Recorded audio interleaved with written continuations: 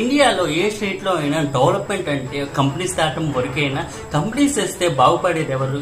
Students and employees మాత్రమే. But what is next?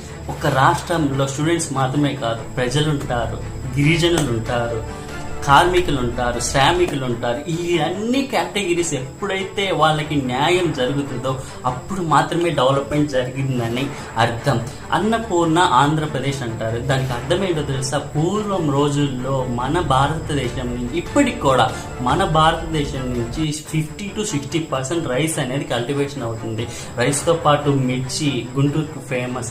అంతేకాకుండా ఇంకా వివిధ పంటలు అయితే ఎగుమతి అవుతున్నాయి, వేరే దేశానికి కాదు ప్రపంచానికి కూడా. మరి అటువంటప్పుడు రైతులకి డెవలప్మెంట్ పేరు చెప్పి మీకు ఎందుకని న్యాయం చేయలేకపోతున్నారు?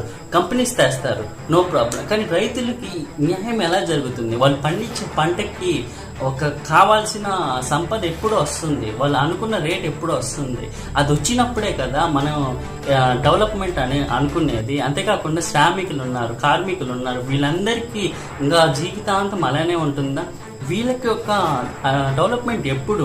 మీరందరి కనుక ఒక్కసారి దృష్టి పెట్టి ఆలోచిస్తే కంపెనీస్ తేటం మాత్రమే కాదు, మన ఆంధ్రప్రదేశ్లో ఉన్న ల్యాండ్స్ ద్వారానే, కల్టివేషన్ చేసిన వాటి ద్వారానే మన యొక్క ఇన్కమ్ అనేది, సోర్స్ అనేది డబుల్ చేసుకోవచ్చు.